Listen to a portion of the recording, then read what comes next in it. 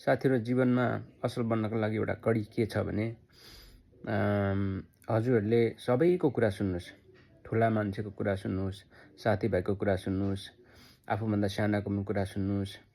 तर सही र गलत को हो, कोले सही बोल्यो र कोले गलत बोल्यो, कोले राम्रो एडभाइस दियो, कोले नराम्रो एडभाइस दियो भन्ने कुरा फिल्टरिङ गर्ने काम चाहिँ तपाईँ आफैको है।